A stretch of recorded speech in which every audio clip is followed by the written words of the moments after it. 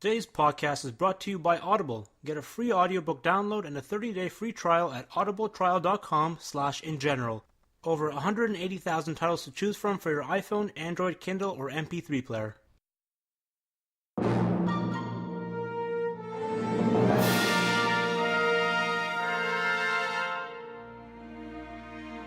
Okay, hello and welcome to episode 62 of the InGeneral podcast. I'm joined with Chris. How you doing, man? Pretty good. It's been a while since I've been on a podcast with you, man. It's been a while since we've spoken. I know. It's weird. I mean, we've chatted on Facebook Messenger quite a bit, but not talked in a while. No, we need a proper catch-up, man. But I'm also joined with Ethan Pettus, who is the author of Primitive War, a book I've just finished reading. How you doing, Ethan? Hey, what's good? Welcome to the show. So we met you in Philadelphia. You came to the Jurassic Outpost / Universal Pictures event. Certainly did. Got to meet Jack Horner. Yeah, man. Yeah, it's a cool time all together. There's so many people there. It was just really cool meeting so many community members. It was a bit of overload because I was meeting people left and right, and there's just so many faces, and I'm trying to put faces and names, and I was just kind of losing track of everything. Yeah, I mean, I didn't have enough time with each person. I mean, there were people there. Ethan, we've spoken online for years. I didn't have enough time to catch up with you. I didn't have enough time to speak with Jaroslav. There was just, like you said, Chris, it was so busy, so packed, and you and I especially were just running around trying to get stuff done. But it was a great event, and Ethan, we really appreciate you coming down to that. And you were handing out chapters, right, from the book. Yeah, I was passing out prologues of the book with the front and back cover and 2 pieces of concept artwork by Raph Lomaton. That's right. And you gave one to Jack Horner, and then later on, I think Universal or somebody that he was with uploaded some pictures, and he still had your chapter and your concept art in his hand. I thought that was pretty cool. Yeah, when he was actually flipping through the one that I handed him, when he got to the feathered Utah Raptor, he just kind of stopped what he was doing and just zoomed in on it, looked it up and down for a solid 5-10 seconds. That's awesome. I was like, yeah. It's kind of like getting the seal of approval from somebody like Jack Horner. That's kind of, you've peaked, my friend. Yeah, and it was funny because during the Q&A, he had mentioned that he didn't think feathered dinosaurs would ever be viewed as scary or interesting in Hollywood. But, I mean, I think that might have got attention. Yeah, I so don't agree. I mean, I understand he's not saying he believes that. He's just saying that's sort of the viewpoint that certain Hollywood executives currently hold. And that's why I try to tell a story with them, because they have so much potential. I mean, and that brings us into the book a bit. So I just finished reading this Primitive War, which is your first novel, right, Ethan? But you've been working on this for, was it 8+ years? It's a long time. Well, it was 3 years for the actual novel, and that includes the different drafts and writing and rewriting. But the original story was originally written back in 2011, and I kept a lot of elements from that, but took out some of the things that weren't related to dinosaurs from it. Yeah, I noticed in the back there was some good call-outs, and you said you originally started putting, I guess, ideas for it, chapters for it on the JP Legacy forum. And then it kind of developed into its own thing. And I got to say as well, the print, it says in the back, printed in Great Britain by Amazon. It looks great, man. I mean, I told you when you first showed me the concept art itself and the book cover is what sold it to me, but it printed so well. It looks great. Yeah, I spent a lot of time looking into the formatting and how I would want the story to actually appear on paper, because I have the collector's edition of the Jurassic Park and the Lost World combined novel.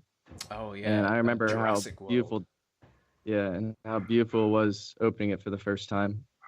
I wanted to have that same impact when somebody opened my novel for the first time. Well, I mean, that's the thing as well. Obviously, this is self-published and stuff, and oftentimes when you read a self-published or whatever novel or book, you get it, and you can kind of just tell the difference between that and an official, say, a Stephen King book that you buy off the shelf. But this, credit to Amazon or whichever company they used to print it, because it held its own as well. This book survived my trip in and out of bags on beaches, being chucked around in suitcases, and it still looks pretty great, man. But yeah, so let's talk about this. So let's give Chris an idea on what the book's about. Yeah, give me and the listeners a rundown who aren't as familiar with the novel. No, not for the listeners, just for Chris. Just for me. Just for Chris. Okay. Screw those guys. So, I don't want to completely quote the synopsis from the back of the book, but essentially, a search and rescue team from the Vietnam War gets recruited to find a missing platoon of Green Beret from northern Vietnam. And as they go on their journeys to find these missing soldiers, they begin to uncover a conspiracy tied to very powerful weapons in the rainforest. And while on their search, they encounter dinosaurs. And as they fight to survive, they also work to unravel the mysteries of the valley and the dinosaurs. And they see how far they can fall because of their experiences. That's what I found really interesting about it, is that they're obviously the top of the top when it comes to, well, the military. Anybody that's trained within that kind of, I guess you wouldn't call it industry. I guess industry. Anyway, they're the top of their game. The field, I guess. Or... And they're thrown into the mix. Yeah. And they're thrown into the mix with what I would describe as fucking the Jurassic Park Velociraptors, but on a serious amount of crack cocaine. It's just insanity the way you've described them in this. But what I like as well is that I was quite surprised how it's, 60% dinosaur. The rest is all very deep within the characters and very focused on the war itself and what they're facing. Maybe even less than that. The dinosaurs aren't, they're obviously a huge part of it, but they're not as prominent as I thought, and I really respect that, because it's not just somebody who loves Jurassic Park writing a book all about dinosaurs. You've got a true story in here, and I thoroughly enjoyed it. Well, it means a lot to hear. Yeah, well, I think Chris would really love it as well, because obviously... I mean, it's pretty safe to say Chris is obsessed with feathered dinosaurs. There's a serious obsession / fetish going on there. You got me. Yeah. Well, I think you'll enjoy the Utah Raptors. Yeah. What's interesting is at Jurassic Outpost, I'm probably the only person. Well, you know what? Ryan is open to feathered dinosaurs in Jurassic Park, but I'm the only one that really pushes them. And Jack and Asees are very anti-feathered dinosaur, and I have no idea where Alex lands on the spectrum. Oh, there's a spectrum now? Yeah, there's a feathered dinosaur spectrum, you know? Where would you fall, Ethan? Obviously, you wrote... be dead center. Yeah, because you wrote feathered dinosaurs in this book, but obviously in the Jurassic Park franchise, it's a different story. Would you suddenly be happy if dinosaurs showed up in Jurassic World 2? Feathered dinosaurs, I should add. I mean... I think it's a little late in the game for them to be trying to take that route. Personally, I love scaly dinosaurs. I love the original Charles Knight, terrifying, upright walking lizards. I like Michael Crichton versions as they appear in the book Jurassic Park. But I wanted to continue what Michael Crichton did and try to bring the most accurate paleofiction possible based on our modern understanding of animals. But believe me, I love scaly dinosaurs, and I would have loved to have had scaly dinosaurs appear in my novels, but I couldn't. Yeah, no, I mean, I totally understand that. And, to add some perspective to where I am with it, as much as I'm pro-feathered dinosaurs, and even with Jurassic Park, don't get me wrong, it's not like I have anything against the Jurassic Park Velociraptors. They're one of my favorite creature designs of all time. So, it's a bit weird. People are like, oh, you don't like it? I'm like, no, I love it. I just want to see feathered dinosaurs alongside them. Say, oh, here's the new batch of InGen dinosaurs, and some of them have feathers, and that's really all. And that's really all the more they need to explain it. And just don't replace the old dinosaurs with feathered ones. Well, read this book then, Chris, because you will love it. So, Ethan, what was the scene that you let us put up on Outpost a good few months before your release? What was the scene? Well, there were a few different scenes that you had shared. The first one was Over the Edge, which I think is chapter 14. So that's where... Go on. It's where two of the main characters, Leon and Ryan, they encounter Tyrannosaurus Rex, nesting site, and on the way out, they get chased by a male Tyrannosaurus Rex, known as the father T-Rex throughout the narrative, and chases them right off a cliff. Keeps going, Dude, keeps chasing. I was gonna say, where did you end that? Where did you end? Where did you cut the chapter off on the one you put online? Because the scene itself, Jesus Christ, Jesus Christ, the chapter itself just goes insane. I mean, there were so many points in this book where I was like, well, they're dead. The characters are dead, surely. And you just pull them back out and you describe in detail the way their bodies are destroyed and mangled. It's so highly detailed in the violence in this book. But I think it fits the narrative. It fits the story you've got going on. It's the Vietnam War crossed with vicious dinosaurs. I wanted it to be described. It's so gruesome. Yeah, So I gruesome. wanted as much as possible to avoid the reality of war and what that kind of violence can do to the human body. Yeah. I thought it would be easier to show it through animal attacks because that's something that anybody can understand. I think no matter who you are, you've looked at a large animal once and thought, what could that thing do to me? And this is treating the war that way, but through animals.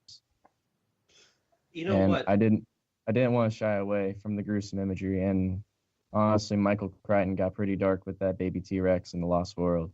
Oh yeah. He wasn't afraid to show some reality. I mean, so you gave some serious callbacks in this book, sorry, to obviously the franchise that we all know and love. Obviously with just a few lines here and there, hold on to your butts, things like that. But there's also a scene to me that was very reminiscent of Nedry's death in the Crichton book, with the intestines being gushed out and ripped on the floor. The deaths in this book, I forget who died in a similar way. I forget the name of the character, but it's very similar to that, hey? Yeah, that was a really powerful image when I first read it, and something that I remember reading, and I read a lot of war memoirs and war correspondence novels, and some of the most striking moments are the gut shots, because that's the most sensitive part of the body to be attacked, and also it's a very intimate place to be attacked. There's something just completely, gut churning about it. It's so visceral. I thought it was a good way to show the impact. You definitely captured that in this way, in this novel for sure. So obviously you took you paid homage to Michael Crichton's writing and you took some inspiration from it. And you said that you've read different like war memoirs. But like what type of research did you do to do a book not only about dinosaurs but about the Vietnam War? So, what type of research did you put in for the dinosaurs and what type of research did you put in for the war to kind of bring it to life? Well, for the aspect of the dinosaurs and capturing the realism for them, I went through a lot of encyclopedias. The Princeton Field Guide for Dinosaurs was a great visual reference. And I would constantly watch documentaries about both subjects. I spent a solid 3 months of research before I began the first draft of the novel. That's definitely from what Jack is saying, it sounds like it definitely paid off there. Yeah, I think one of the main things that stands out or stood out to me while reading it was the detailed descriptions of both the dinosaurs and the characters themselves. So you not only describe their characters' physical attributes, but you describe kind of what's going on in each of their minds. Like you said, you kind of wanted to not shy away from the realities of war. And I think especially with, Jesus Christ, I'm terrible with names, but the guy who has, I won't ruin it, but the guy who has, schizophrenia. What's his character name? Logan, exactly, yeah. I mean, that was emotional, reading his sections of the book. That was pretty emotional, and I think, like I said, I think you captured that really well, because it was kind of an emotional ride, this book.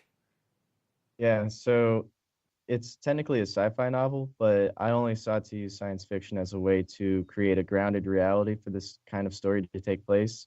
But at its core, the primary themes and motifs don't really draw from the science aspect of it. There are morals to be learned from that, but I wanted to focus on the journey of the human spirit through combat. So it's a very allegorical tale, and I wonder how many people have caught on to some of the messages, but definitely the human side of how ugly the world can get was my main focus. Yeah. Well, I could see that. Each of these characters, they have very distinct qualities or, I guess, negatives because of what's happened to them. That's very clear.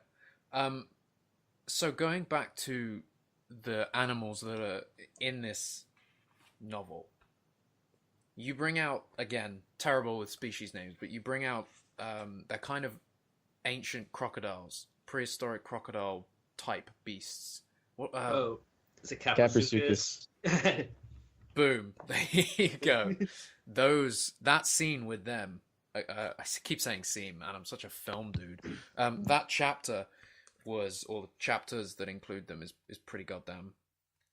I mean, it's action packed. I'm excited to hear Caprisuchus is in that. there's a piece of concept art you released. I'm pretty sure. That includes that scene. Did that one actually get released? Yeah, that's the right? Caprisuchus fighting the Triceratops herd. It's called Legion. That's right. That was a great scene. Let me see. I'm trying to pull up the picture now so I can have a look. By the way, guys, to those listening, head to JurassicOutpost.com and just search for Primitive War, or go to Primitive War on Facebook because you got a Facebook page, right? Yeah. There's some great concept art on there, and obviously, if you haven't read the book, you can read some of the scenes on Jurassic Outpost. There's two. I keep saying scenes, man. There's 2 chapters on there that you can read, and obviously, you can order the book now on Amazon. So I got it on Amazon.co.uk. It came in a few days. Or you got a digital copy, right? You got the Kindle. Yeah, I saw the myself? Kindle copy online right now. Get the Kindle, Chris. Do it. Yeah, I could download that instantly and start reading. Start reading while we pod. Maybe finish before we finish, eh? Yeah. There's the artwork. There's the artwork with the Caprisuchus there. Yeah, and Chris, trust me, that scene is as violent and ridiculous as it seems. The chapter, is as violent and ridiculous as it seems in that piece of concept art. It is crazy. It was a lot of fun to write. Yeah, no, I can imagine, man. I gotta ask, actually, what is your favorite chapter? Oh, that's a tough one.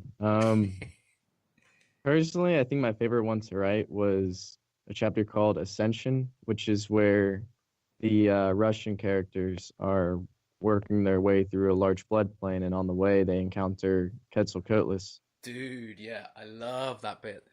That was horrific as well.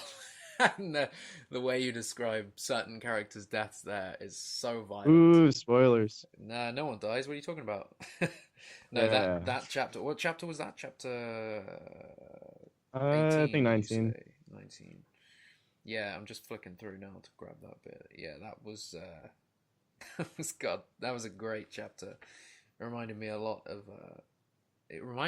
of Jurassic Park Kenner concept art. There was always stuff to do with pteranodons and the sort of violence that they could bring on. You wanna read a line from it?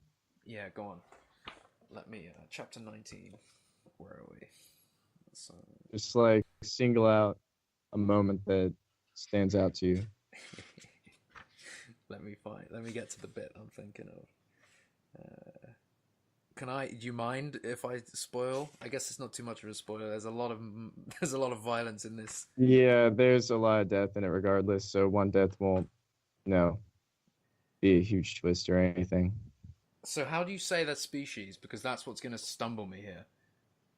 Quetzalcoatlus. Quetzalcoatlus. With a horrendous scream, Tolstoy's arms were pulled apart by the Quetzalcoatlus tongues.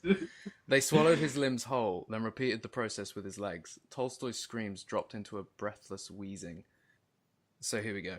Without a sound, the Quetzalcoatlus jabbed its beak in and out of Tolstoy's body, punching holes through his torso, destroying organs, snapping his bones into splinters. Tolstoy vomited thick and red. His skull was empty, screaming as he was lifted by his neck. Damn. It's violent. Yeah. Damn. You look at Quetzalcoatlus and you wonder what it could do to you. Oh my, yeah. I mean, it would just pull you apart like an insect, really. I mean, those are such large animals. Yeah, there's a piece of conceptual artwork I saw for Quetzalcoatlus that inspired one of their more bizarre features in the novel. His name's Attila Kovacs.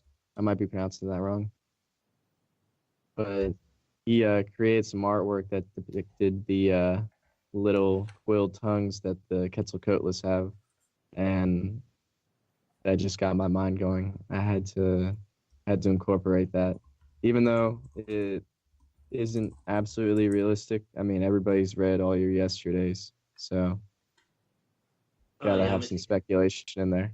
Absolutely. No, I totally understand. You can have a lot of fun with, speculative features on animals. Maybe the fossil record doesn't support it, but it's not necessarily. There's things that the fossil record just won't show. Sometimes you do have to. Yeah, I'm definitely not going towards Spinosaurus with the trunk though, and far away from that. That is one of the more interesting ones out there, isn't it? Are you a fan of Mark Whitten's work, by the way, his artwork? I'm sure I've seen it. I follow a lot of paleo art groups on Facebook, so. Yeah, if you don't already, I would follow Mark Whitten. He's pretty active on Twitter, especially.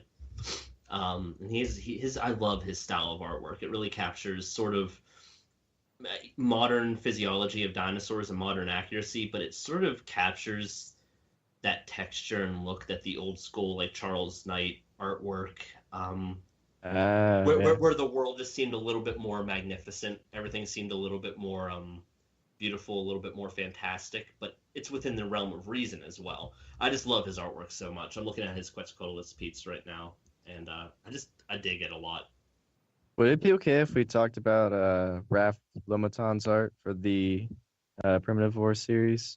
Of course. For a minute? Yeah, absolutely. Because so I started talking to Raph Lomaton about a year ago, and I saw his artwork that depicted a sort of Jurassic Park-like scenario of dinosaurs in cages and in park-like settings, and just his style of digital painting was, I mean, it was raw and it was beautiful simultaneously.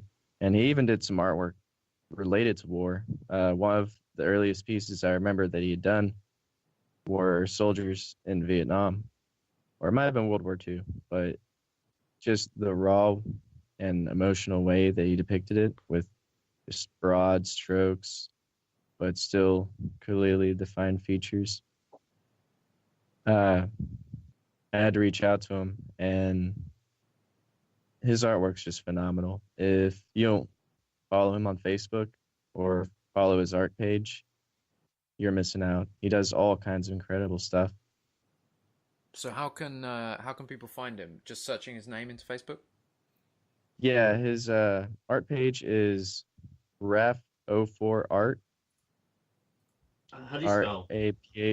RAPH04 art. All right.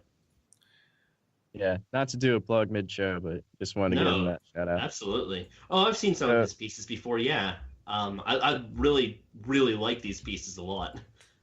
Yeah, so for the Primitive War artwork that he does, the main goal was to have something that is realistic, but at the same time very rugged and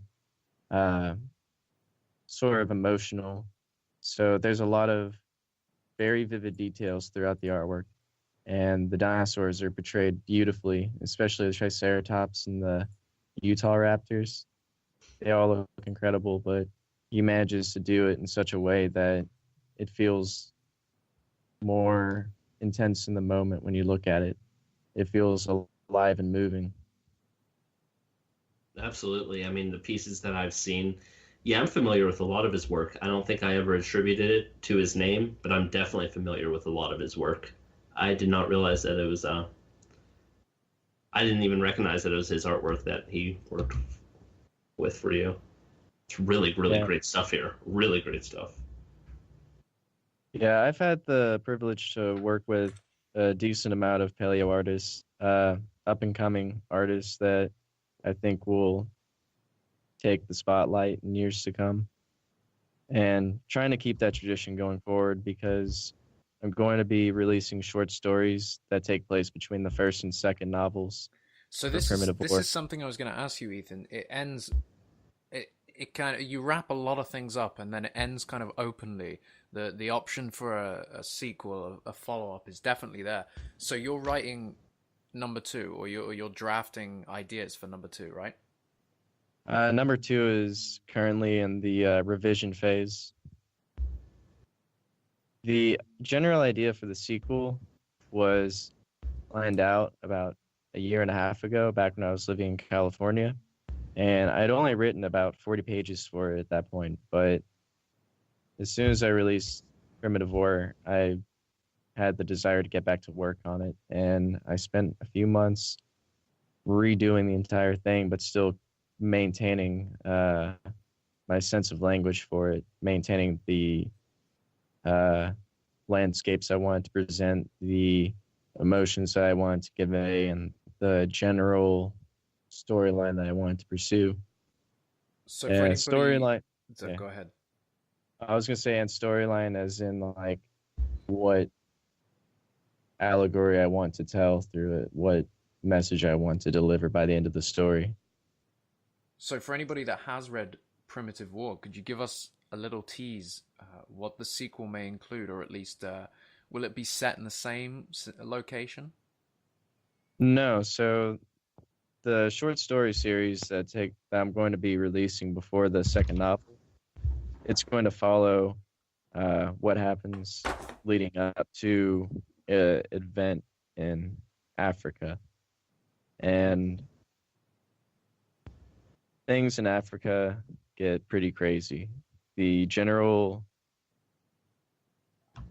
narrative for it is about how fear can lead to the creation of evil or heroes.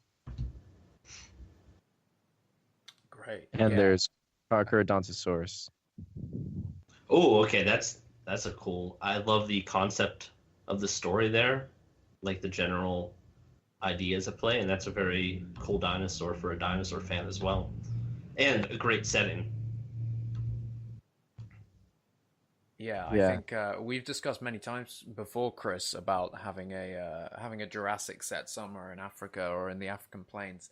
So I could definitely see dinosaurs out there, and obviously the way Primitive War ends doesn't hold back. So yeah, that'll be really exciting. So when are you releasing the first short story?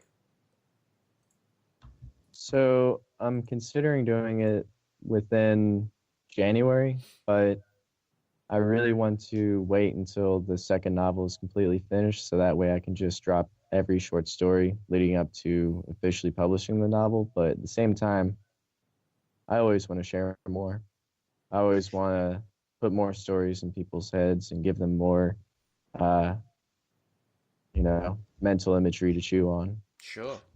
How do you plan on sharing the short stories when you do decide to? Like, what format are you going to put them out, or where are you going to put them out? I'll be making them available in PDF on the Primitive War website. There's no official domain name yet for it. It's just on a Squarespace site. Okay. But I will be sharing it on Facebook on the Primitive War page. And each chapter or short story will have a piece of artwork that goes with it, some by Raph Lomaton and some by other commissioned artists. And if I do begin dropping in January, it'll be one per month. And I'll be doing it in about 2 seasons. So probably one set of 10 short stories, and then break, another set of 10 short stories, and then hopefully sequel. Nice. I mean, I need to read the first novel, but I'm really excited to kind of digest all of this dinosaur-related fiction. Yeah, And, Chris, Yeah. honestly, I couldn't stop thinking you'd love this.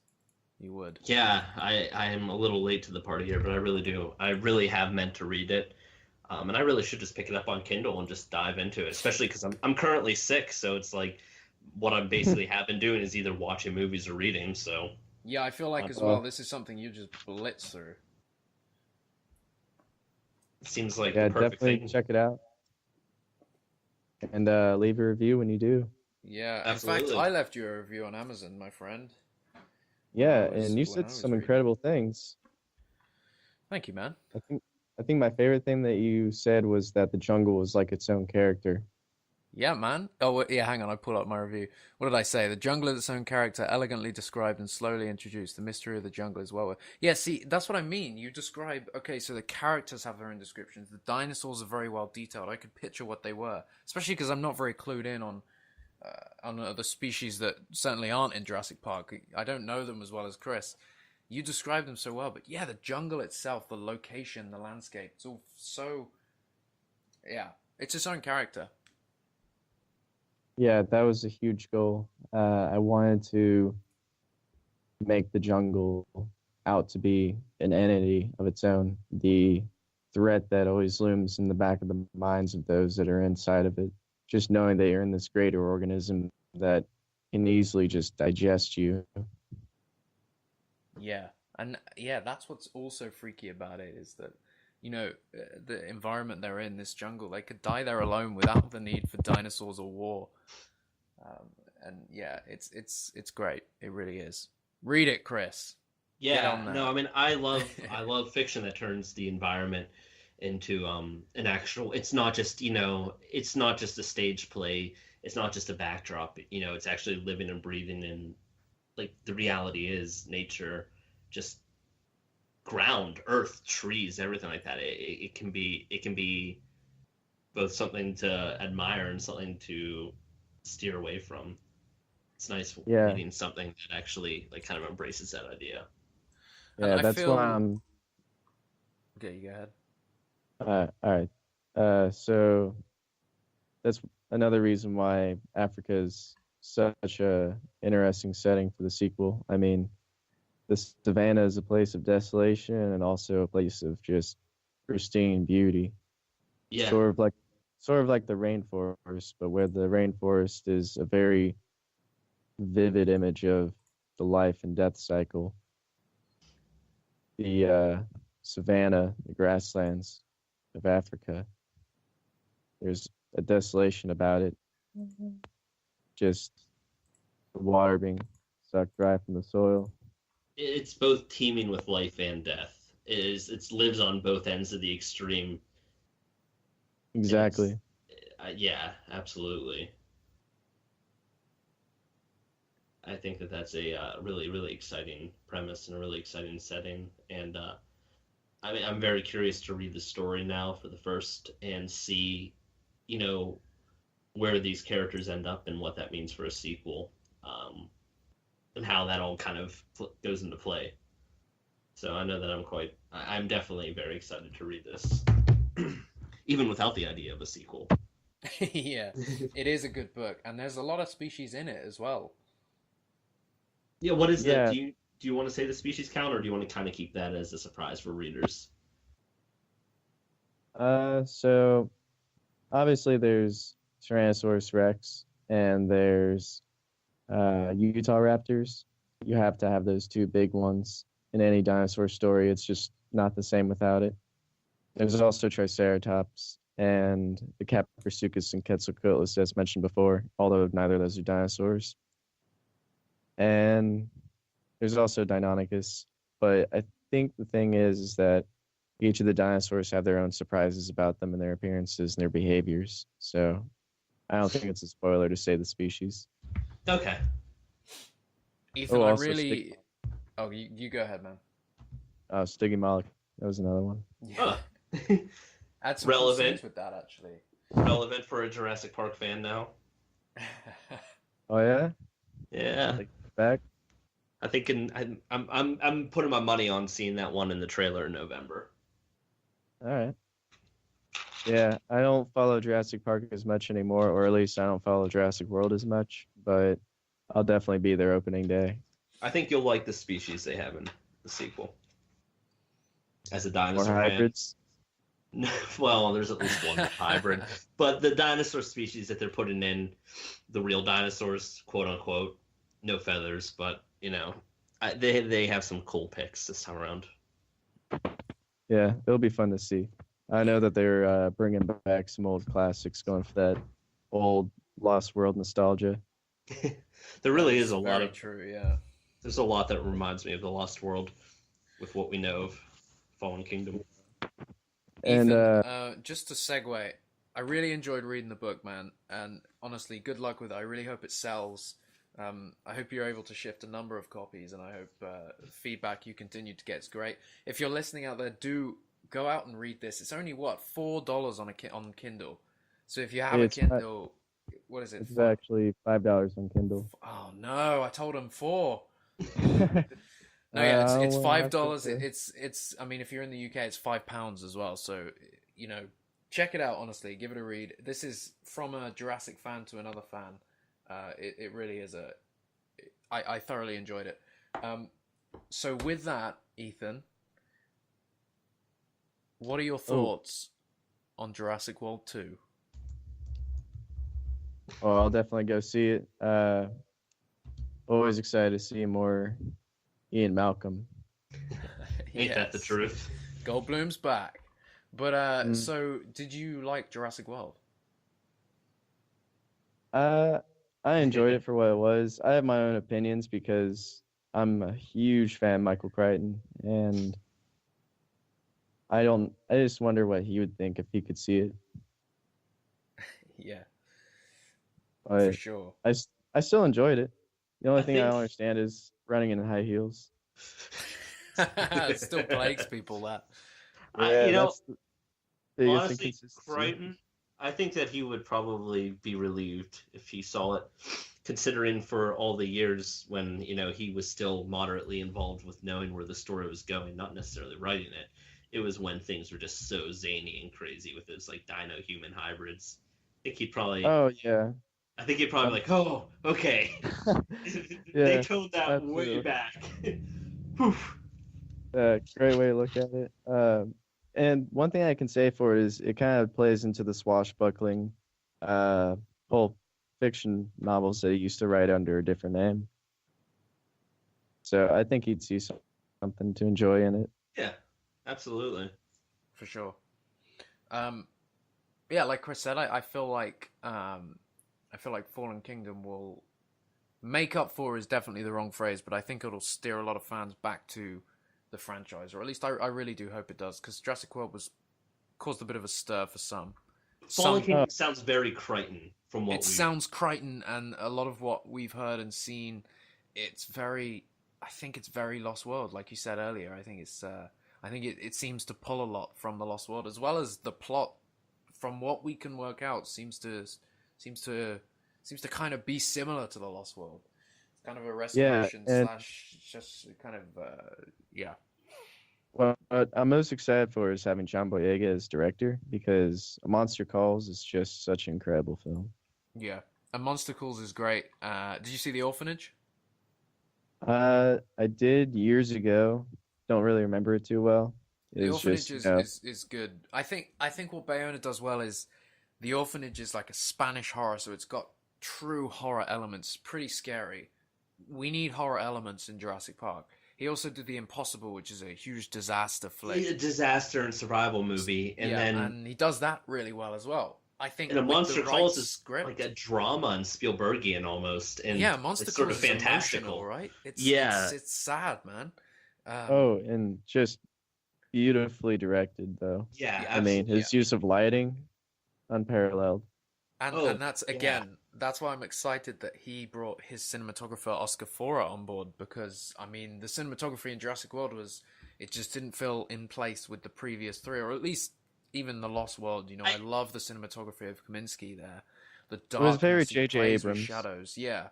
It was just super bright all the time. I felt like everything was it didn't lit. tell a story. It did not, like, the cinematography cinematography for me in Jurassic World never told a story. It never really added to the story.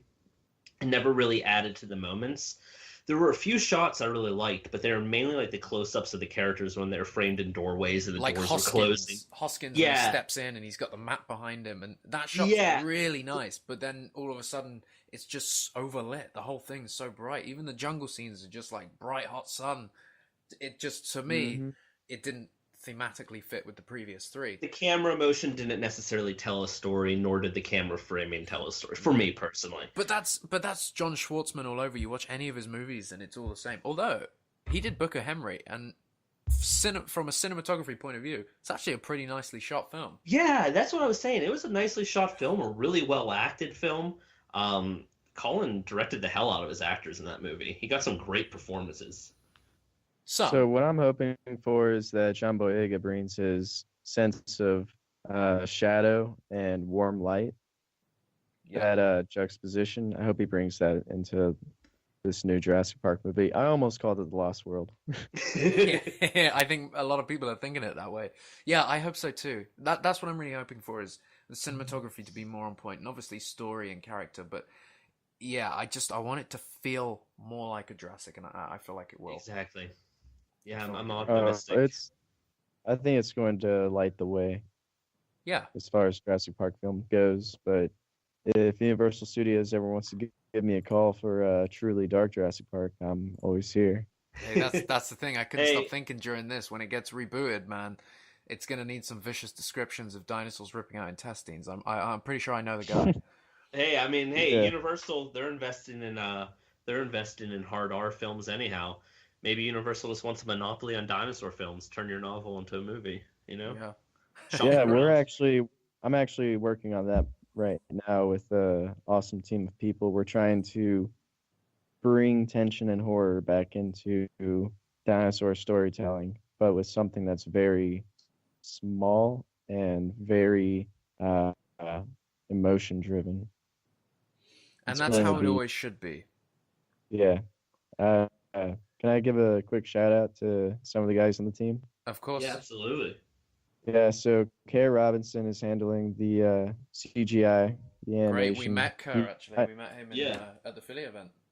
Yeah, he's a great guy, and he's working on the Tyrannosaurus Rex right now. We already shot the teaser trailer. Me, my co-directors, Zach and Nadek, and our lead actor, Evan. I'm not going to say full names yet, but sure. Super great guys, awesome team to work with. We also have friends in France, Medic and Farouk working on the animation as well, the rigging, and Ralph Lomoton still working on concept artwork and actually animal designs. Very exciting. Yeah, it's a lot of fun working on the project. Yeah, no, you should give us a sneak peek once we're done recording, or one of these days. Yeah, we're hoping to have the teaser trailer up soon. We right now we have music being composed by Rebel. He's a close friend of mine. The score, I think, is going to take people's breath away. That's fantastic. Ethan, as always, I mean, you messaged me when you were looking to publish that novel. Keep in touch. Like Chris said, we'd love to get all this stuff out on the Outpost, so I'm sure people will love to read it. The concept art that you shared in the chapter did very well on our Instagram and on our various social channels. So yeah, be sure to share everything with us. And honestly, it was really great to meet you at the event. It was great to meet all the fans, and it was really great to read your book. I do highly recommend it for anyone that's a fan of dinosaurs and Jurassic Park. It's a solid read. And it was really great to speak to you today, man. Thank you so much for coming on. I appreciate it. Thanks for letting me come on. And it was nice meeting you guys too. That was a great morning running around the outside of the Franklin Institute. I just wish it was longer, because that day was just a blur for me. But it was a lot of fun. It was just a lot of fun, and I'm really glad that you came, and I'm glad that you came on the podcast, and I'm really excited to see what the future holds. Yeah, Same Yeah, here. I'd like to. If we have another I'd like. event, you got to show up. Oh, absolutely. And I'd like to see Primitive War stand side by side with Jurassic Park someday. Well, hey, buddy, Torch it's on bears my or shelf, man. right It's sitting. You know where a Primitive War sits on my shelf right now? Between right next to it. Well, and funnily enough, I don't have my Jurassic Park on the shelf. I have a good number of Michael Crichton, but this sits next to the second Annihilation book, Authority, by Jeff Vandermeer, and between the original Trainspotting. That's where it sits. Train spotting? Yeah, you seen the film? Yeah. Yeah, it's based on a book. It's a good book. I don't know if that's a compliment or it definitely plays into some of the thematic material. I'll For give that sure, much. for sure. I'll preface that.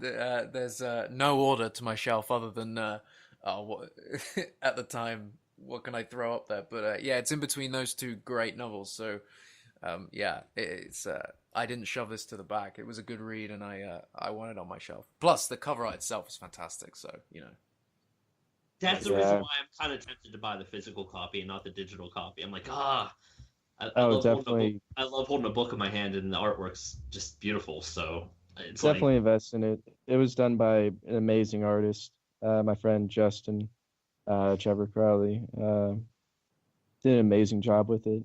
I actually had the cover come in my mind when I was laying down to go to sleep. I've been thinking about it all day, and it just popped up, and couldn't be happier with it. Yeah, I think I've said to you before, it's reminiscent of the Lost World PlayStation game. Trespasser. Yeah, Trespasser, and the transitions in the original PlayStation where they have, where it does each dinosaur's introduction, then it ends with the kind of skeleton of the dinosaur. Yeah. It reminds me of that, man. Yeah. Very cool. I think it turned out great. It did. It really did. Well, thank you so much for coming on, Ethan. Great to speak to you. And yeah, that's been InGeneral episode 62. Ethan, I'm sure you'll be on again. But yeah, tell people where to go. So. Tell people where to go. Find your stuff. So on Facebook, it's just under Primitive War. The actual URL might be facebook.com/Primitive War series or Primitive War novel. And the sample chapters and some of the concept artwork is up on primitivewar.squarespace.com. And last but not least, if you haven't read the book yet, you can find it on Amazon and paperback and Kindle, and read it, drop a review, let me know what you think, and definitely follow Raph Lamoton's art page, Raph04 Art. Definitely. Thank you so much for coming on, man. We'll speak to you soon. Yeah, take care, guys. Thanks, Ethan. All right, nice. Ethan, cool. Thank you very much, man. I will give you a shout when this... well, actually, Asees will give you a shout when he's got this edited. I think he's ready to go now, so it may be up tomorrow. I'd say probably tomorrow. But yeah, thanks for coming on, dude. Oh, my pleasure. Thanks for having me. Of course. And I will... we'll speak on Facebook, I'm sure. All right, absolutely. And if Chris wants to read the book, I can send you a copy of the Kindle version, but paperback might be a little bit expensive for me to ship overseas. I mean, I might end up investing in the paperback myself. If you just want to send me a Kindle in the meantime so I can read the Kindle version while I'm reading it, I'd be more than happy to accept that. Honestly, I would say save the experience for the paperback because, yeah. I mean, in my own experience, reading a fresh book, I mean, you gotta have it in your hands. It's not the same. I totally get that. I definitely get that. I like my Kindle, but usually when there's a book I want to read, I pick up the paperback. And the Kindle is saved for like camping and hiking. When I want to bring a collection of books with me, I'll just buy a digital copy. Yeah, I'll send you a PDF or an ebook version, and if you can hold off until you can read in paperback, or if you just want to like read it and then skip ahead when you do get the paperback. Yeah, either way, I'm definitely reading this. I'm looking forward to it, and I will leave a review. I appreciate it, man. Yeah, all good, man. Yeah, that's it. I'll disconnect the call in a sec. But yeah, cheers, dude. It was good to speak to you. And honestly, it was good to meet you. I'm fucking busy. I'm so busy these days. But we chat every now and then, every couple of weeks on Facebook. It's good to keep up to date with what you're up to. Yeah, I appreciate it. And if you want to read any of the short stories that take place between novels, let me know. I'll send you some. Great. Actually, yeah, it's a good point. Let us know when you're planning on dropping the first one, because obviously we'd love to throw that up on the Outpost as well. Yeah, I might go through with the seasons idea because I already have over 120 pages worth of short stories. So while I revise and edit the second novel, I can just toss one of those out every few weeks or once a month. And just, yeah. I just want to build this up as much as I can. Because, Absolutely. Yeah. I know I'm not in an interview anymore, though. No, you don't need that. All right, guys. I got a bolt, but Ethan, great speech to you, dude. Yeah, it was nice talking to you guys, too. Thanks for having me on. No problem, man. We'll catch up soon. Word. Peace out. Cheers. Well, hello there. I hear you're a fan of dinosaurs and Jurassic Park. Well, check this out. Audible has got a deal that is perfect for you. Audible is offering a free audiobook download with a free 30-day trial for you to check out their great service. Since Jurassic World Fallen Kingdom is coming out next year, why not go back and listen to the first Jurassic Park novel written by Michael Crichton on audiobook? Or, if you're interested in something brand new, why not go check out Michael Crichton's novel Dragon Teeth? Hey, you might even be interested in something brand new, why not go check out Lean In by Sheryl Sandberg? To download your free audiobook trial today, go to audibletrial.com/InGeneral. Again, that is audibletrial.com/InGeneral for your free audiobook. One more time, why not? audibletrial.com/INGENERAL. Thank you, Audible. We love you. All right, and I hope you're not going anywhere because our podcast is not over yet. I am joined with Asees. Uh-oh, time to ruin the podcast again. Asees, have you been here this whole time and just weren't talking? This is correct, my friends. I was actually in class, then on the bus, and now I'm here. Welcome. So, you're here for us for a little bit here, and we are just going to do a little bit of a news recap and a little talk about what's to come very shortly. So there hasn't been much news since your last podcast, but there's still literally one piece of one two article. Two articles. Two articles on the Jurassic Outpost. Just yes. Two, my friends. Universal, where are you? At least we're getting close to the trailer. But yeah, truth. Yeah. So anyhow, so the first little bit of news that we have to talk about is Mattel recently kind of stealthily snuck a picture of one of their Jurassic World Fallen Kingdom prototypes in a article with was it Forbes, I believe? Chris, I don't know anything about our website. No, it's Fortune, I'm sorry. All I know about this little piece of news is if you look at the Hasbro T-Rex and then the future Mattel T-Rex, it's not even close. Oh yeah, I don't know what Hasbro is doing with their Jurassic World toys. We've been through that. Yeah, Mattel gives a shit, and it's pretty obvious in my opinion. You can see 100% that's a Jurassic Park T-Rex. You can't mistake it. There's no way, and I'm kind of happy about that because I'm gonna buy it. I love it. I love it. Now this is a prototype, so it's a 3D print in this case, and I'm not sure if it's the real size of the final toy. It looks like this 3D print might be a bit smaller than the final toy. Even still, the detail, the shape, and everything is perfect. So the shape and the muscle structure and all of that is so on point. Like there's the veins, there's the muscle structure, there's the skull structure. It is literally amazing how much detail is there. Now, the one thing that's lacking is it has no skin detail other than around the eye. And I think that that's probably the one part that I'm left a little bit like... I'm hoping that maybe the final item will have more skin detail, like with the scales and scoots and scratches, if you will. I can forgive that though, because considering what we got with Hasbro though, like this is like a 1,000 step. If you don't have the skin detail, but the overall model looks like a T-Rex. Yeah, but it's gonna look cartoony. Especially if you have it 30% bigger with no detail, it's gonna look kind of cartoony. It'll look kind of funny, especially once you put paint on it. It will look kind of funny. So that is the one thing that I hope that this print just doesn't show the skin detail that they have planned, because it's literally perfect. It just needs skin detail. Also, those teeth are amazing. It's so nice to see teeth that aren't pegs or aren't like all melded together. They actually. Can I speculate for a second? Sure. I mean, you're the toy expert. You're you and Ryan. Do we know if this is based off of any previous toy or Horizon model from like 1993? It's probably a new sculpt. Ooh. It's probably a new digital sculpt. So ZBrush. If anything, they worked from either the IOM file, just like Chronicle worked from, or Very they good. worked from Chronicle's file. It's very possible that they did some asset sharing with Chronicle, and maybe worked from the Breakout T-Rex ZBrush sculpt. But it's still something unique. Well, we've seen what Chronicle can do with the T-Rex stuff, and this is a great sign in my opinion. But I for would what we say can that expect. it's neither, because it doesn't have the fine skin detail. But Chris, the model itself is so like. Look at the freaking Hasbro T-Rex, dude. It looks so freaking. Well, no, that's bad. what I'm just saying. I don't think it's using any of those as I don't think they copied any of those other pre-existing models out God. there, because there's no skin detail on this in the Horizon kit, and the Breakout T-Rex would have had some of the finer skin detail.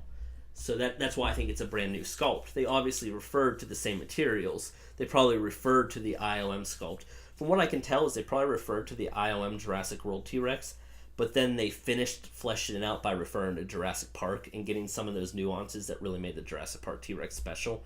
And while it's going to be a Jurassic World 2 T-Rex toy, it looks like it paid a lot of attention to Jurassic Park. It's a great sign in my opinion. Mattel, you're off to a good start in my book. Yeah, this is a sign of what's to come with the smaller dinosaurs, which from our understanding it 100% is.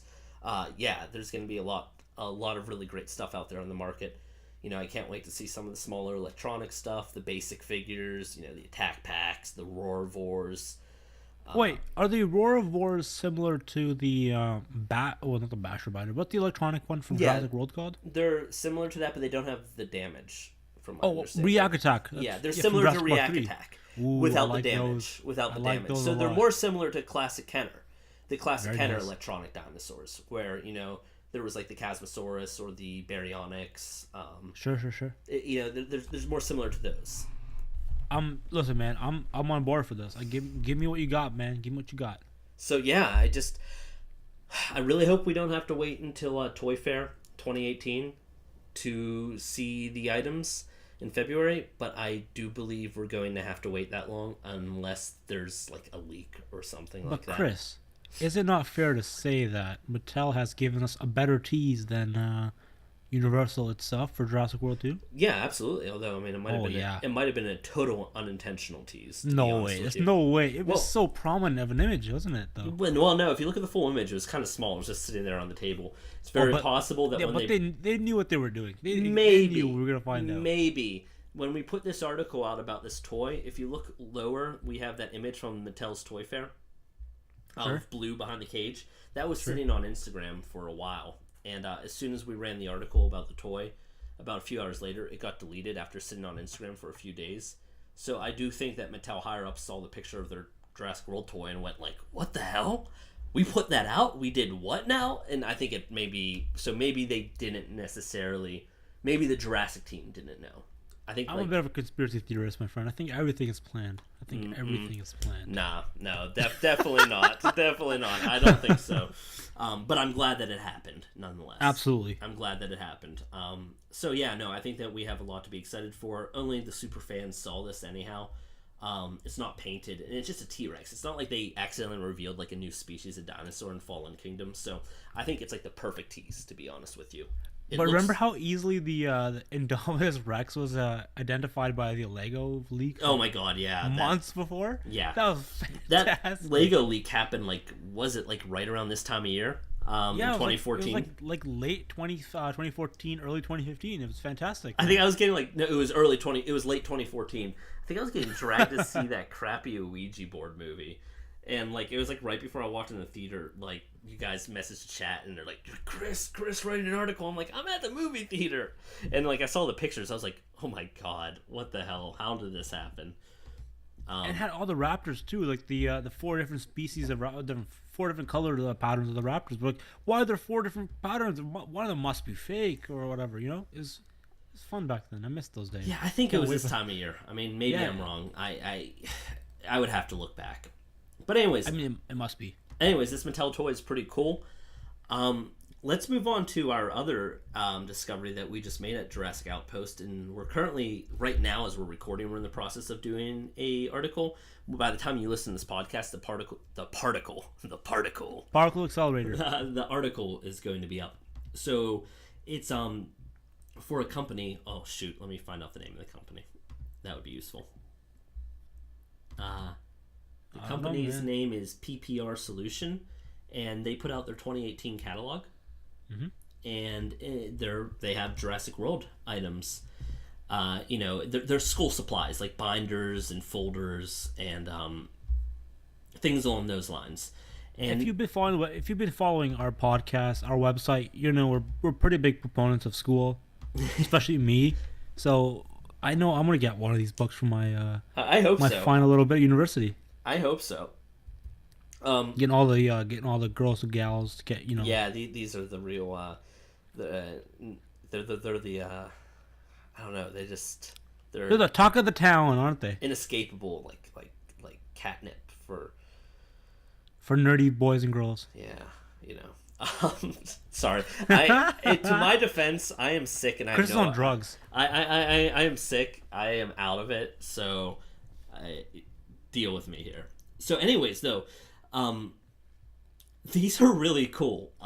We've already had some images of I think it was like folders in the past where it was like that sort of lava-y looking logo. Yep. And some people were like, oh, that's not Jurassic World Fallen Kingdom because it doesn't say Fallen Kingdom, etc., etc. And we're like, yeah, it is. Like, come on, you guys know, like, lava, whatever. Okay, whatever. Anyways, I don't think that people will be able to deny this artwork now because it is so cool. And it's... I mean, do you want to describe some of it, and we can kind of take turns, tag team this real quick? Oh man, I have to describe something. Shoot. Okay, let's start with the nice little, I guess, amber-looking color logo. Amber. Oh, you're talking about the lava one? Yeah, let's start from there, right? Okay, so the lava one on what looks like a skin back, like a textured skin background. Ooh. Where have we seen a skin back before? This kind of reminds me of the early the Jurassic World key art for the Indominus Rex. But back then, it was more cartoonized, so the Indominus Rex skin pattern was like blue with red rather than just being white. And then eventually for the one Blu-ray set, they released it again, but in all white background. Where it was actually the right color as the Indominus Rex. So what's interesting about this is it's very similar to the scale pattern on the Indominus Rex, but it's different. But these scales are sort of a black color. And, Chris, remember... Let's play a game. Listener, let's play a game.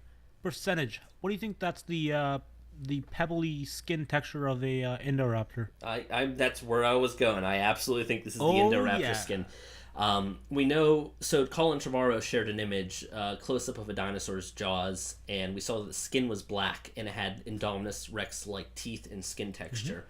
But the dinosaur was nowhere near as big, and of course the skin was black. We know that Frank Marshall tweeted about Indo Raptor and then deleted it, and then Universal shortly afterwards trademarked Indo Raptor. So yeah, I think that this is our Indo Raptor. I think it mirrors the way that they use the Indominus key art, tease the Indominus key art in ways that they didn't fully reveal the design. So I think that we have this lava-y, fiery, broken Jurassic logo on top of the Indo Raptor skin, and it's pretty cool looking. It's a great logo. Straight up, it's just a good logo. Yeah, I like it. They didn't put any font or words on the cover of it. It's just that really iconic circle logo where it doesn't say Jurassic World. It's just a circle. It's all fiery, and it's on the skin. It's cool. I like it. I mean, this deep into the franchise, like, people know what that logo itself is. They don't need the text anymore.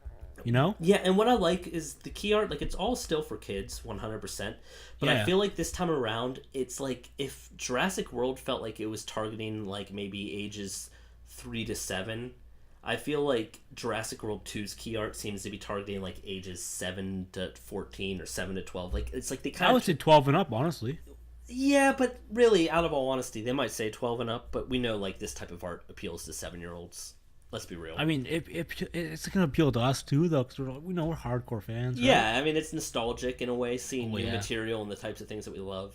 It definitely reminds me a lot more of, like, the stuff that they put out for The Lost World. Really? Okay. Yeah, it's fun. It's dinosaur-y. It's got a little bit of attitude. It's definitely for kids. But I think that what's nice is it's using artwork that more accurately reflects the franchise. I mean, that circular logo has been around for ages. Yeah, it's used in a good way, though. I think that it 100%. looks... I agree. 100%. It's classic, but they modernized it. For the new series, which I'm totally on board for. And I like it because that circular logo, it doesn't need to say Jurassic World. It doesn't need to say Exactly Jurassic right. Park. It encompasses. We all know what it is. It encompasses the franchise. So Yeah, 100%. So which other? I want to save. I think maybe the other one for. There's two really really cool ones. And I want to save them for the last two. Mm-hmm. So let's move on to this picture of the T-Rex and Blue. Well, we've seen Blue before. Yeah. Some cans of soup or cereal. I mean, or but whatever. this is one of the new renders of Blue. This is the type of render of Blue that we've been seeing appearing on some of the Instagram posts from other companies.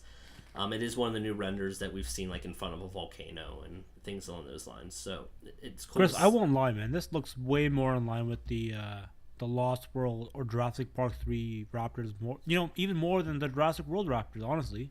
And it's funny.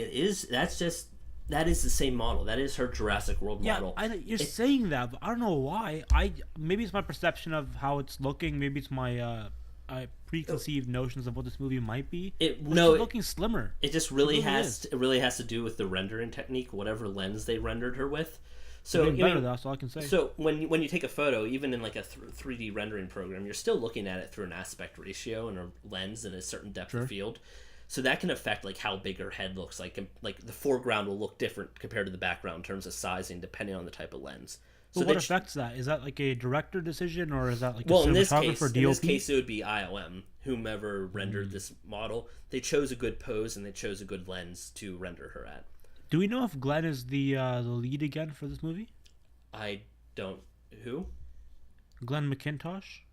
Oh, Glenn McIntosh. Sorry. You mean if he's the animation supervisor again? I mean, like who was the lead for the Jurassic World ILM stuff? Who was the supervisor or whatever? Well, I can hold on. IOM has their entire thing uploaded on their website. I'll be very curious to see if the lead from Jurassic World is the lead for Jurassic World 2. Because from what I've seen, just based off the renders itself, Jurassic World 2 is looking way better in every aspect. Well, that's the thing though, because Jurassic World, the promotional renders they put out were put out well before the final models were finished. They were early models, and they were posed and painted in a hurry. And then Universal never ordered film accurate models. They did order them, but then they didn't follow through with the order. Is that because of the delay there? No, it just really Universal didn't want to spend the money. They decided they were happy with the crappy renders. Universal number one fans. So the IOM visual effects supervisor is David Vickery. The IOM IOM animation director is James Rubinchek. It's for Jurassic World 2? Rubinchek, yeah, and Glenn McIntosh. And then the IOM visual effects producer is Catherine Horton.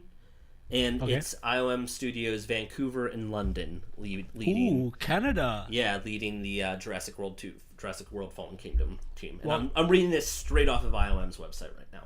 As a Canadian myself, and you being an American, Canadians are pretty well known of being pretty decent people. So I wouldn't be surprised if it's the visual effects supervisor as well as the animation directors who pose the renders, because they have to be animated, they have to be put in a pose for the renders. So it's probably a mixture of those three people on the team.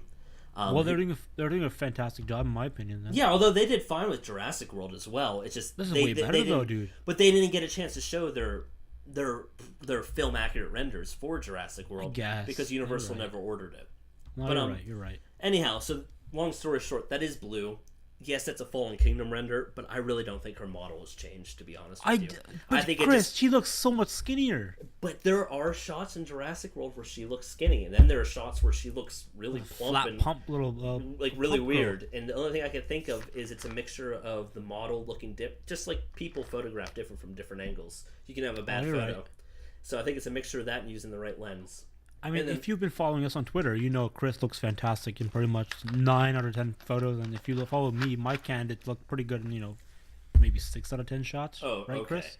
Yeah, if you're lucky. But same idea. I see what you're saying. Yeah. Yeah, no, but I mean, I think that's really what's going on here. However, the T-Rex to the left of her looks good. Yeah, that's a new render. We didn't see that render before. Not much to say about it. She looks good there. Yeah. The background's all clip arty and fun, and there's a Mosasaurus on the side of the binder. I'm assuming that's safe to say the Mosasaurus is in Jurassic World Fallen Kingdom. I think we're all assuming that anyhow. It'll be interesting to see how she comes in.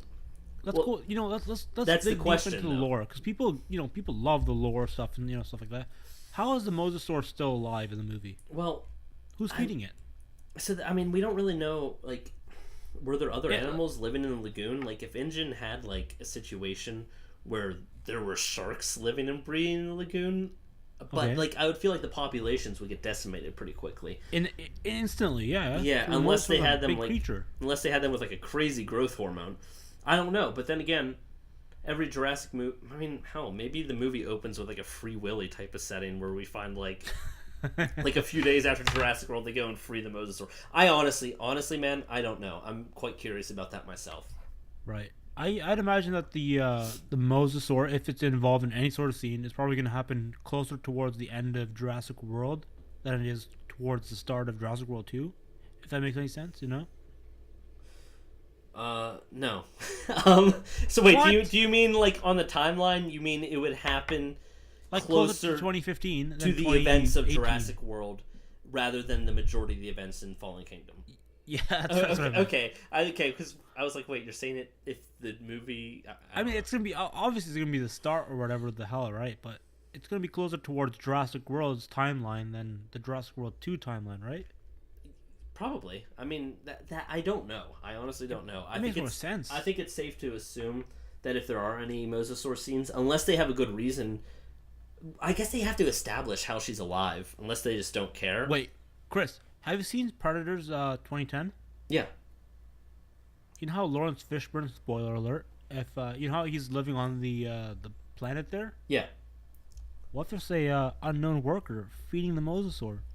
And then he rides the Mosasaur out of the lagoon. Free Willy, just yeah. I don't know if we'll have anybody riding a Mosasaur, but let's go full out. Come on.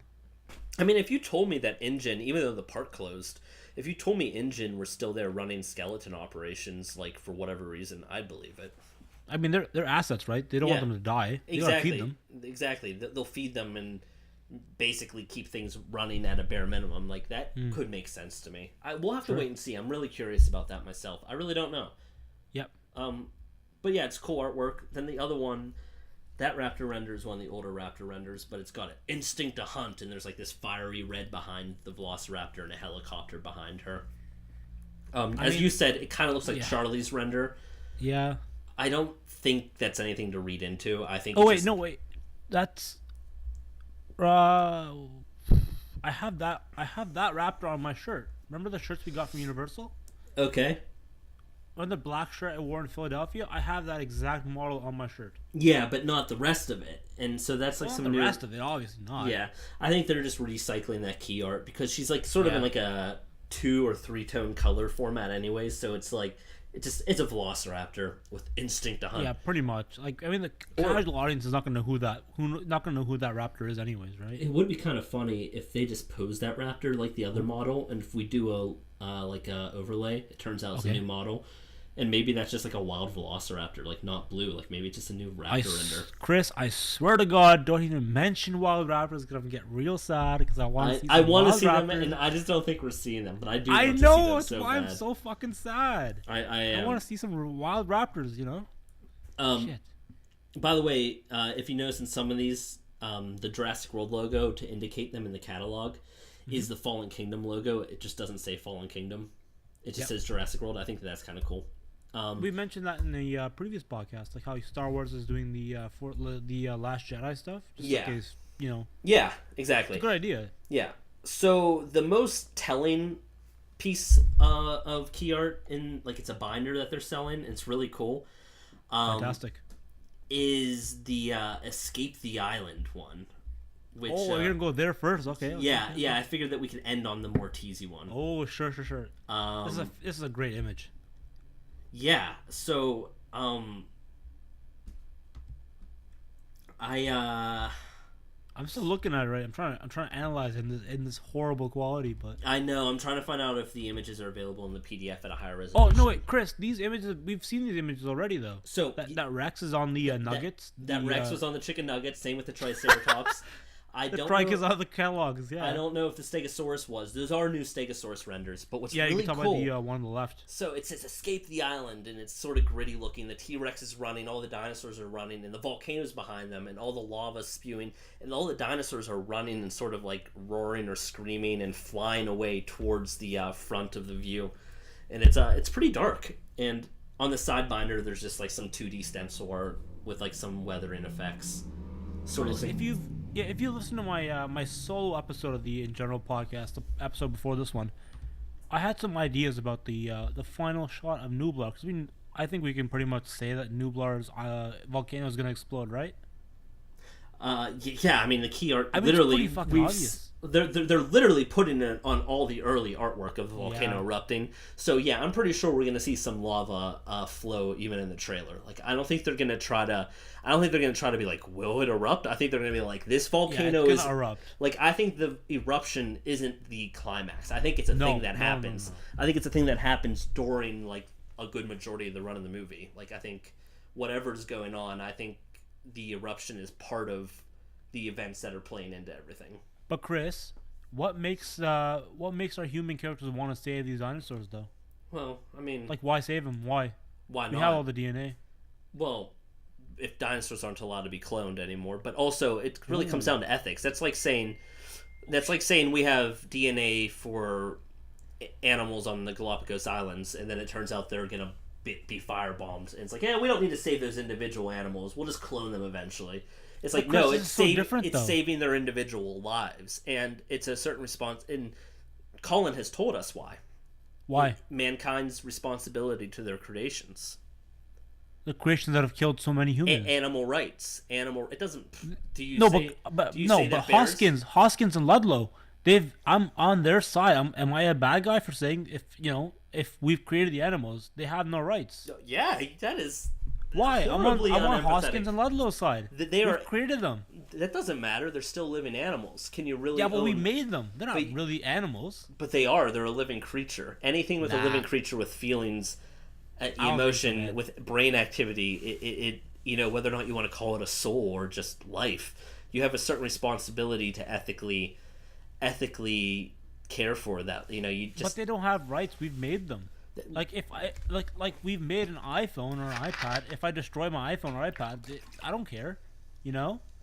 What do you mean? An iPad, an iPhone isn't sentient. It isn't an animal. It isn't living and breathing. It's a piece of. This is not like a dog, man. It's not like a dog where we didn't create dogs. Dogs were around before, but these things died away. We created dogs from wolves.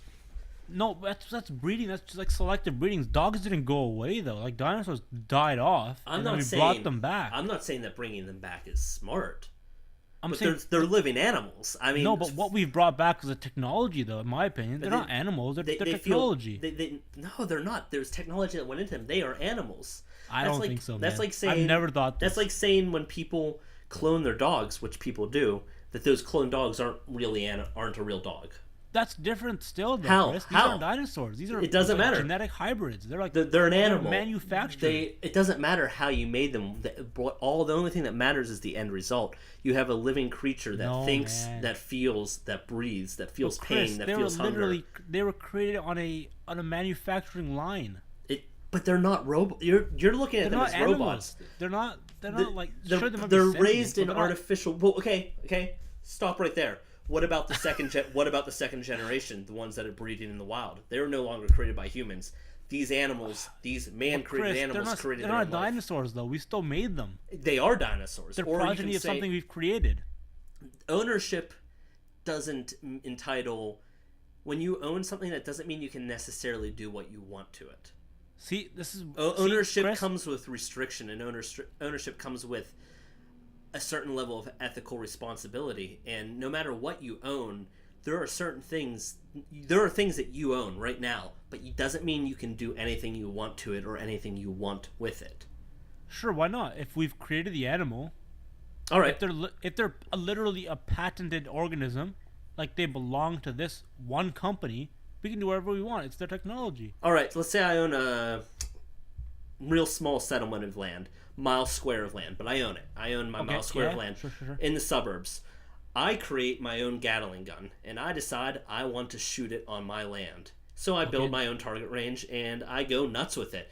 Of course, the neighbors are terrified because I've got a freaking Gatling gun, and they have no idea. But your land, though, you can do whatever you want. But what happens when that bullet suddenly passes through my target that I didn't possibly handle well enough, and it smacks someone behind it? Did I really have the... Was that really within my rights to do what I want? Just because I own something, just because I created it, doesn't necessarily mean I can do what I want to it. There are certain governing rules and laws and relationships that we kind of adhere to, and if you're saying you created an animal, if you're saying you created an animal and it no longer has any rights, then you're saying no animals have rights. It doesn't matter how that animal came to being. If that animal feels pain, if it makes its own decisions, if it's its own living creature, it doesn't matter if it's a real animal or a man-created animal. I mean, do you think that tiger muskies? Do you think that tiger muskies should not Are those extinct? No, they're not. They're alive, but they're a man-created hybrid of a fish.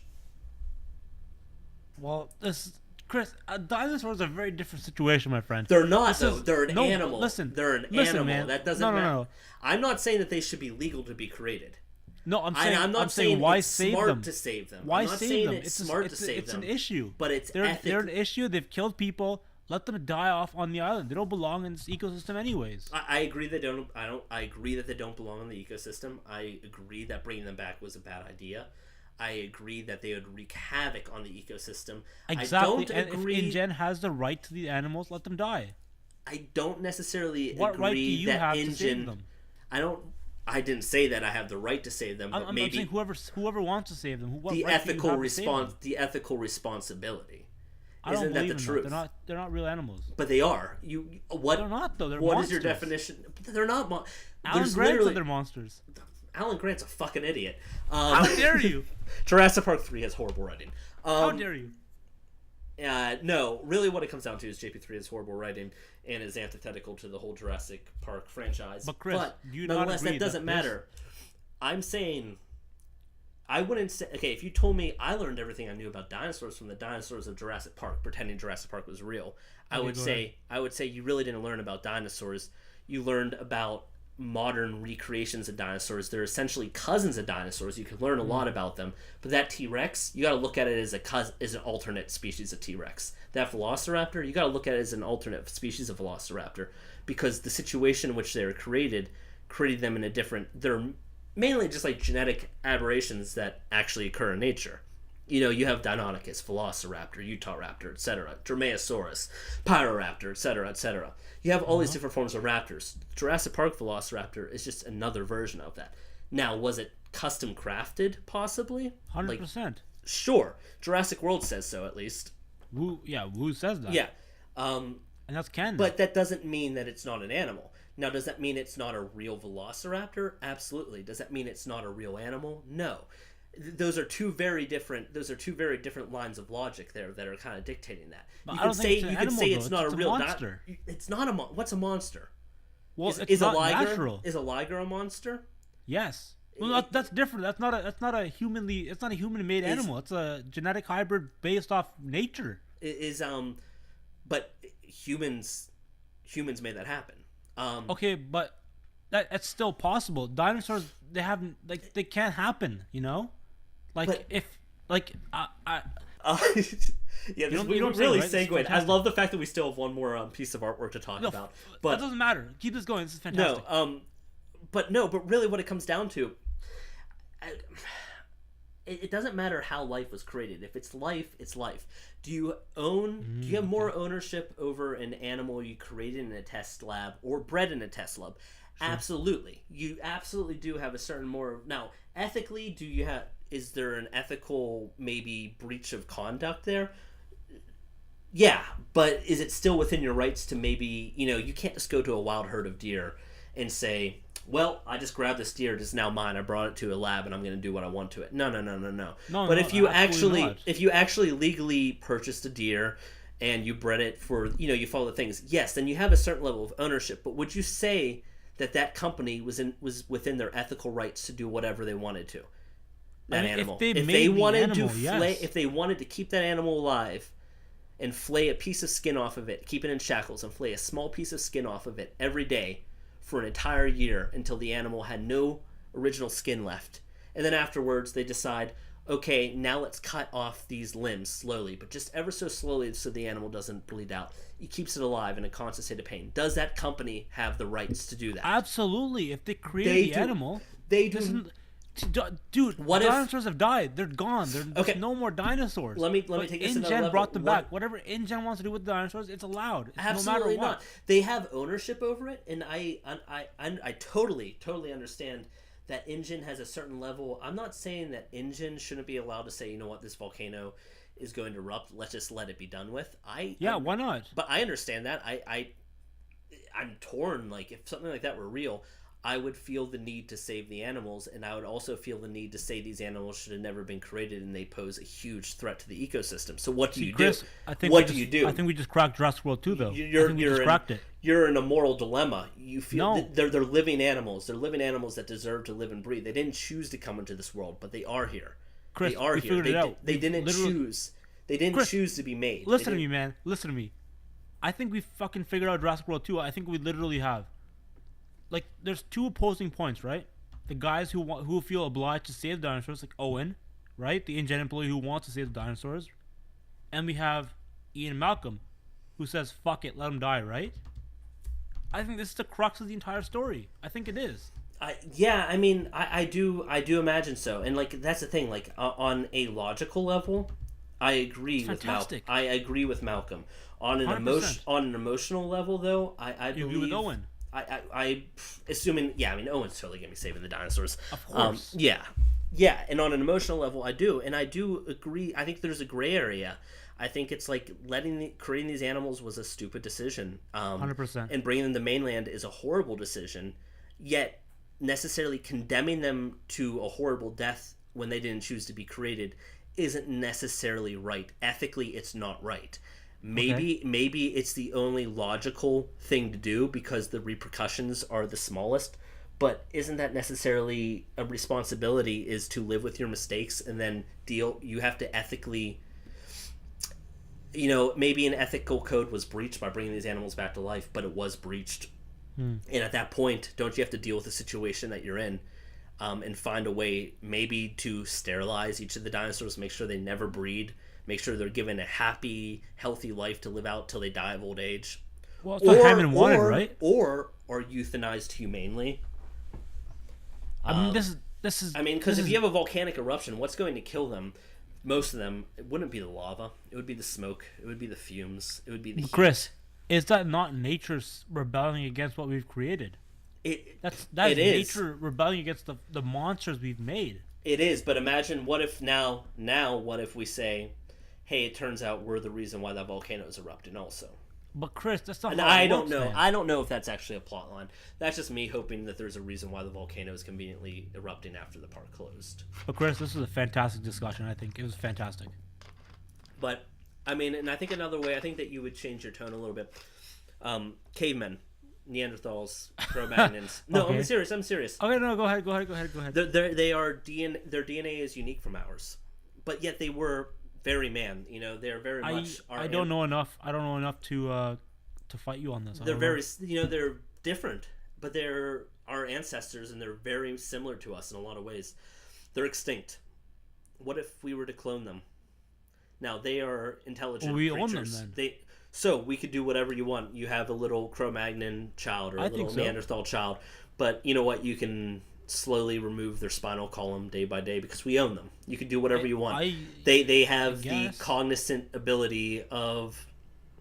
They have the cognizant ability, a lot more than a chimp, a lot more than a gorilla, but Chris, a lot more than a dog. That's literally our ancestor. We came from them. That's so different than a dinosaur. Nothing. They're animals.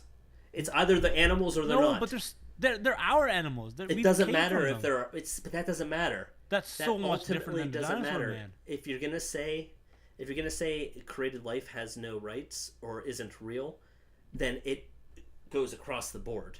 Otherwise, it just comes down to empathy. You've got to it's natural. It's easier to empathize with things that are more similar to you. But he says no empathy. But you should be able to empathize with, whatever.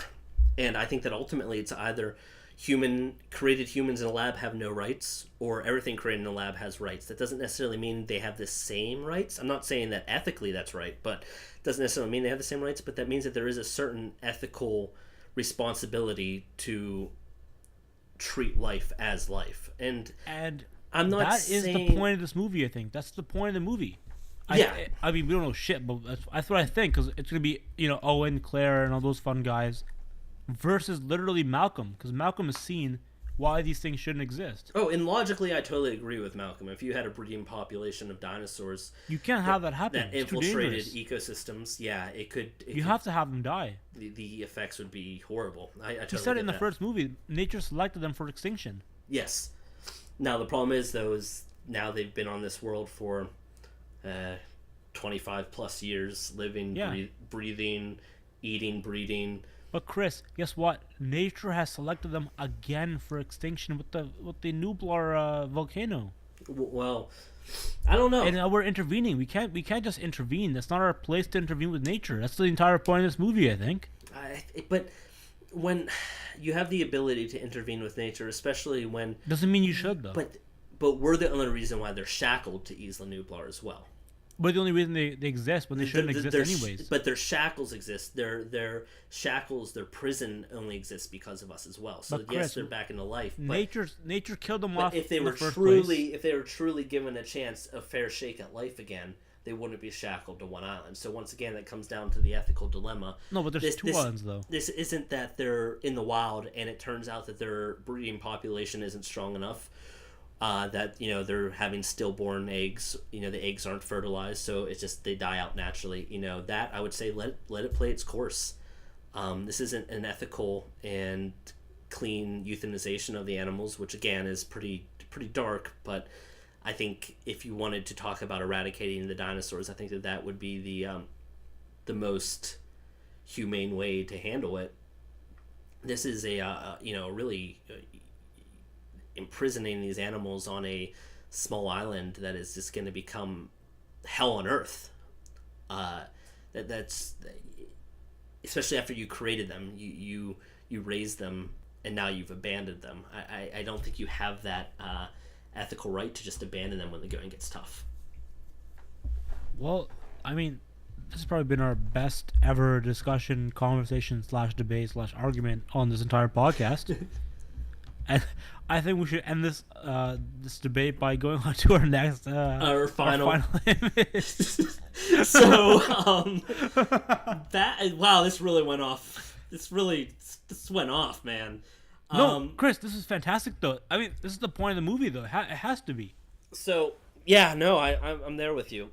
Thank you. So our final image is another one of the binders. And do you want to say what you think it is? Because we both human, totally... dinosaur, dog. Dog. That was not what I was going to say. Sales script. That was not what I was going to say. I was going to say it seems to be the Indo Raptor.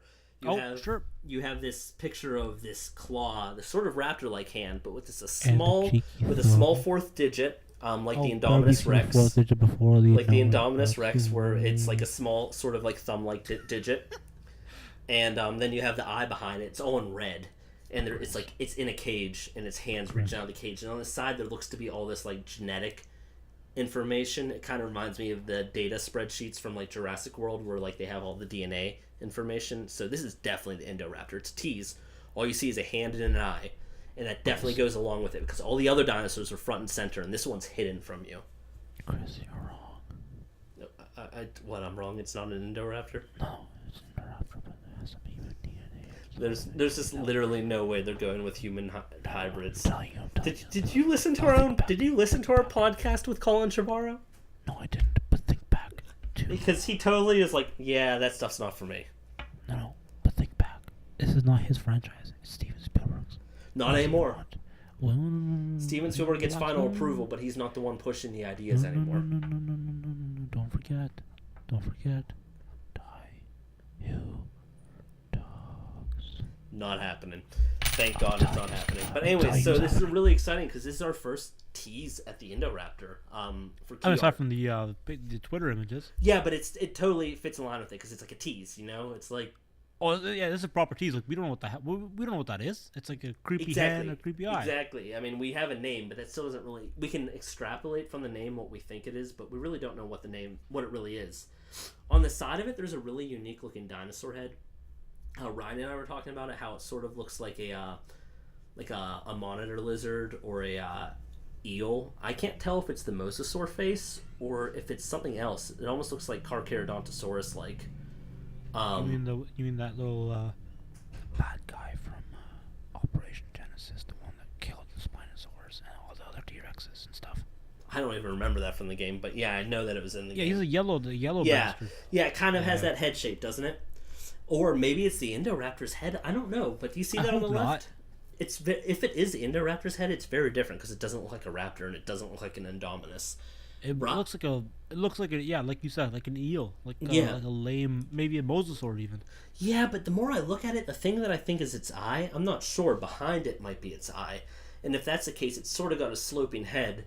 Ryan also suggested that maybe it's like something like a Metriacanthosaurus, which we speculated might be in the movie, considering it's part of the Jurassic Park and Jurassic World maps.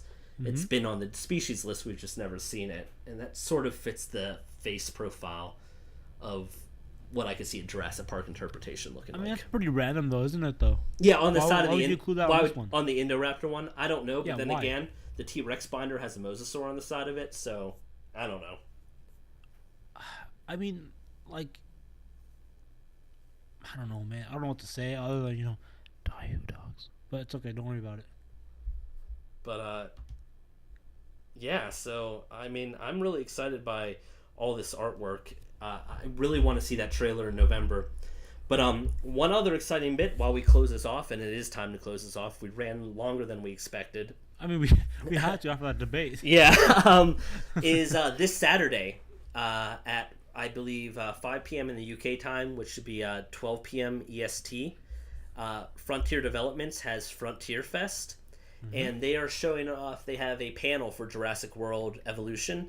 I believe it's an hour long, and it is going to have the first in-game footage and first in-game details and pictures of Jurassic World Evolution. Like, it's the real reveal of the game. We had the CG trailer tease, but now they're revealing what the game is. And that's literally in 3 days? It's gonna be it's gonna be big. Hopefully, not emergency podcast, really, because but still. Well, it should be. Jack and I were talking about this. No! Jack and I were talking about this. We'll probably have a podcast coming out shortly after this podcast for Jurassic World Evolution. I'll edit that. Yeah, sure. Yeah. So it's exciting times. You'll probably be hearing from us soon, and that should be a lot to talk about, a lot to ingest, and we're hopeful that maybe it'll include a Fallen Kingdom tease. I just want to see the Stickamolic, so that's sort of what I'm hopeful for. Chris, I have a question for you. Sure. Before we wrap this excellent episode off, what is one classic dinosaur from the novels that you think we'll see in the movie? like based off your expert opinion, or even just hopeful speculation.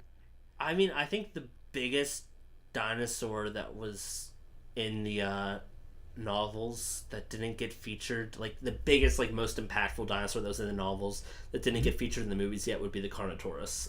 See, I like the way you're thinking, but why have the Carnotaurus when we had the best feature of the Carnotaurus was on the Indominus Rex? Yeah, no, I mean, I understand. Yeah, they would really have to, if they included the Carnotaurus, they would really have to go to the real Carnotaurus and see what makes it unique. Which is sort of these really, really long legs, a really long neck, a weird face, the smallest little arms. I mean, it would be a lean, fast, large, sort of medium-sized dinosaur. And I like the idea of it maybe hunting in a pair. Not a pack, but two of them like they did in the novel. So maybe if they made them super fast, medium-sized ambush animals, that could be interesting. It would be a different... Yeah, they took the camouflage and put it on the Indominus Rex, but at the very least, these medium ambush animals that are super fast, would be something very unique that we haven't seen a Jurassic Park dinosaur do. So it could fill a unique role, if that makes sense. If JA can do wild raptors for us, at least I he can hope. do, a pair of Carnotauruses for us. I have no idea. I'm hopeful. Okay, Chris, one more question before we wrap this up. Can you give us any sort of spoiler or reveal for us? Anything to any hint or anything for Jurassic World 2? Can you give us anything to chew on, or even? I feel like we got a lot to chew on from those images. No. From right now, for anyone who it's a gift for anyone who survived past episodes all the way to the end. Can you give anyone anything? No, I can't. I'm asking you. I don't. A little cheeky hint for next episode. A little tease to stick around. A thank you to hang around. Thank you. There's a Stigomolic in the movie, but I think no, it doesn't count. I think we all know that. Something else. Come on. I have a few favorite dinosaurs, and I do have a few favorite dinosaurs. I talk about one more often than the others, but I've got quite a few of them. I've got about three favorite dinosaurs, and at least one of them, supposedly might be in Fallen Kingdom. Well, there we go. Thank you, Chris. It's been good talking to you, buddy. All right. But that's supposedly. So, anyways, that was podcast episode. Hell if I know. Thanks for listening, and don't forget to like us on iTunes, comment on iTunes, rate us. That's the word I'm looking for, and subscribe to our YouTube and also iTunes. Subscribe.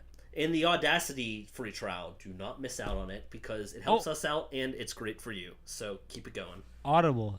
That's the word I'm looking for. Hey, like I said, I've got mono, so I'm out of it. All right, and Chris, until next time, which should be very soon.